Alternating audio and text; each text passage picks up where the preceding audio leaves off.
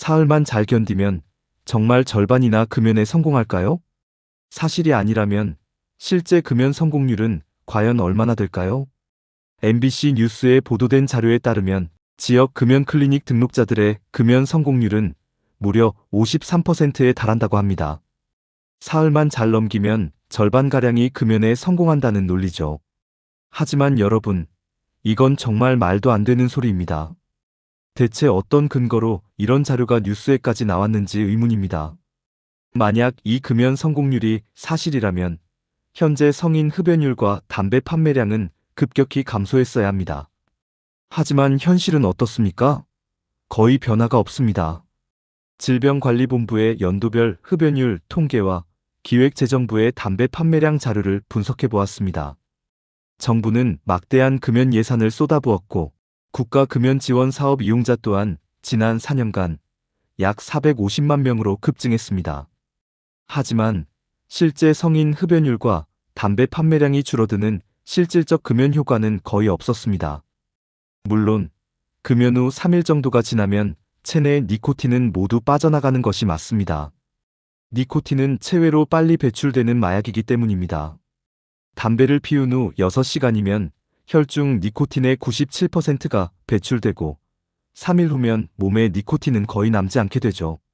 하지만 중요한 건 이겁니다. 몸에서 니코틴이 빠져나간다고 해서 흡연 욕구까지 사라지는 것은 아닙니다. 성공적인 금연을 위해서는 금단 현상에 대한 명확한 개념 정리가 필요합니다. 대부분의 사람들은 니코틴 중독의 금단 증상에 대해 신체적인 고통만 생각하고 정작 중요한 정신적인 부분은 간과합니다. 사실 신체적인 금단 증상은 매우 미약해서 크게 문제될 것이 없습니다. 흡연자가 금연할 때 느끼는 우울, 불안, 초조, 짜증, 예민함 같은 감정들은 대부분 정신적인 금단 증상입니다. 이것은 내게 소중한 담배가 사라졌다고 생각하는 발상에서 오는 우울감이자 박탈감입니다. 모든 중독의 99%는 바로 이 정신적인 문제에서 출발합니다. 흡연 욕구는 인식의 문제이지 금연 기간과는 상관이 없습니다. 금연은 단순한 참기가 아니라 생각의 전환입니다.